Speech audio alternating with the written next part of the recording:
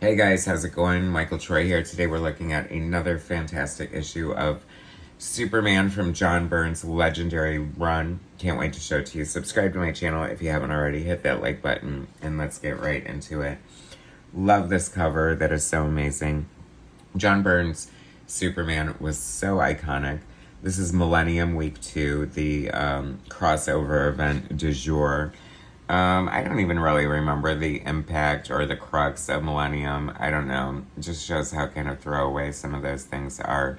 But, I mean, some fun stuff came out of it. And look at this bitchin' cover. It looks so good. Byrne Kesel. That makes me happy. I do love Karl Kessel's inks over Byrne. He is inking the cover.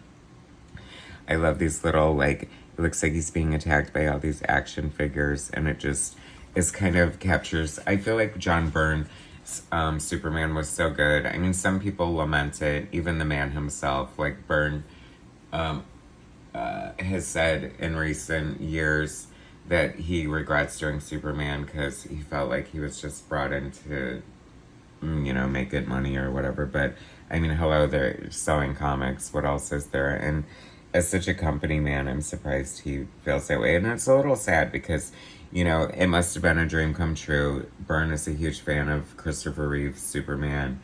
And it just burst through in his whole run. And I love it. I think he did so many great things. So it makes me a little sad that, he kind of regrets doing it. But it is what it is.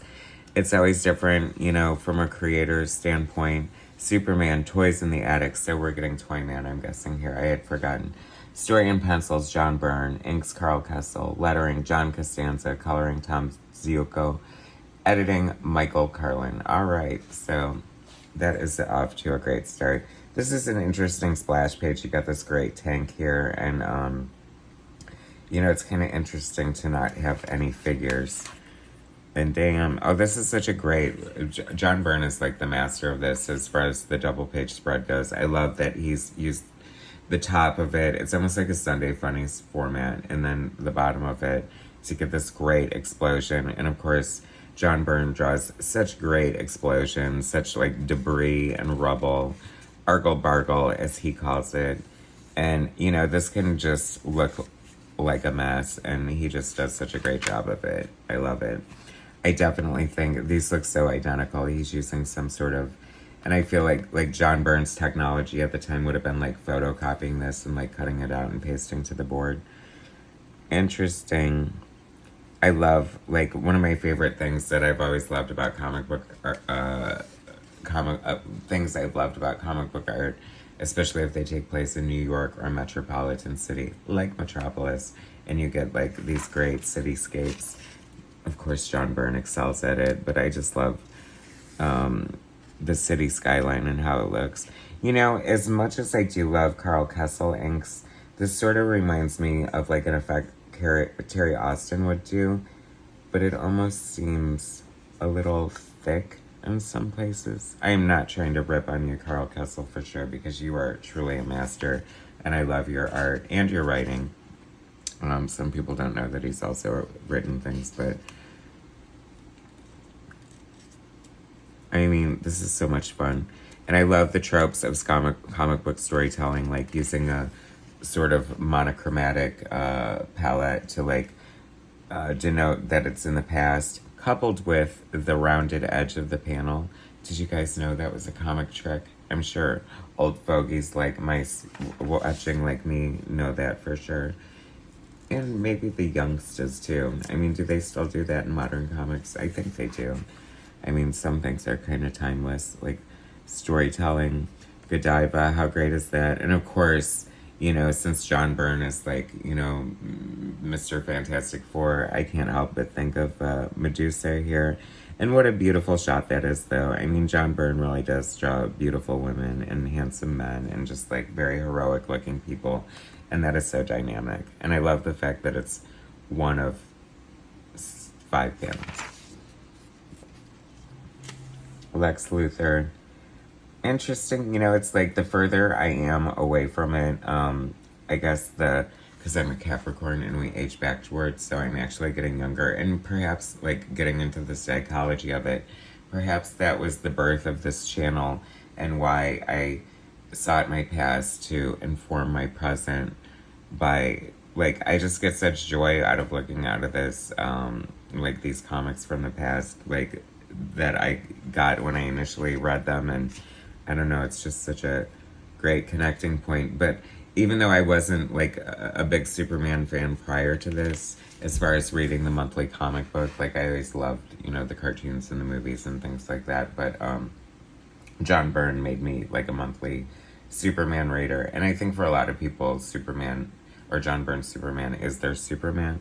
But the point I'm trying to make, as much as I think it's cool to have, like, this Trumpian sort of evil businessman, fat, bloated, whatever, I do kind of love the mad scientist. I mean, I loved, you know, him creating that green and purple battle suit. I loved, you know, like, I don't know. But this is good too. I mean, I'll take it, whatever. Toyman. It's so funny. I don't know, is that... It just looks like some old English, how do I say it without getting flagged? Disturber of children.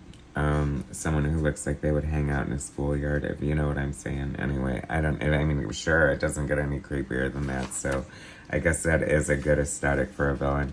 But I'd rather have someone scary looking, like, who's a scary looking villain? Hobgoblin? I don't know. Venom, for sure, but I mean, that seems so obvious, right? But maybe not even scary, I don't know. DC does have, like, the fun gamut of villains. I mean, I of course think of Spider-Man's villains, like, he fought a bunch of fat old men, too, like, Doc Ock. Vulture wasn't fat, but old for sure. Great characters. Old men are villains, too, people. Oh my gosh, like, yes, I'm like, this is the moment we've all been waiting for, when Clark Kent rips open his shirt and ta-da, reveals his hirsute daddy chest and no S shield underneath. I think that is so funny. Lana must have been like, what the hell? Oh no, did she rip it open or he did? Oh, she rips it open. Okay. Well, either way, just living for it. Forever is a dangerous place. Forever, people. I really, like, had no connection to John Kirby. Oh my God, can you believe I did that? Wah, wah. Well, I still do want to do a video comparing John Byrne and Jack Kirby's career trajectories, so that was the Freudian slip that reminded me of it. But anyway, this looks fun. I love Paris Colin's art.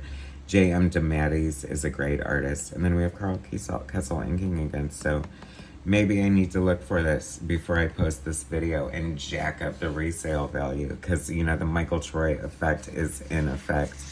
And the minute I do a review, people just rush to eBay and start buying the crap out of it. Like, I mean, it goes out of print, even though it hasn't been in print for 30 years. Can you believe that shit? I mean, I made that all up. Oh, that's Millennium. That is so cool. I love that. Is that Joe Staton art? Yup. It looks so good. I really love Joe Staton's art of this era. So amazing. Anyway, what a fun book. Toyman, Superman, so much fun. Another Byrne creation. Love this so much. Thanks for watching, guys. Share my content. Subscribe to my MFN channel, will ya? It's the least you can do for the hours and hours of entertainment and nostalgia I am bringing. Like, subscribe, and be back for more. Thanks for watching, guys.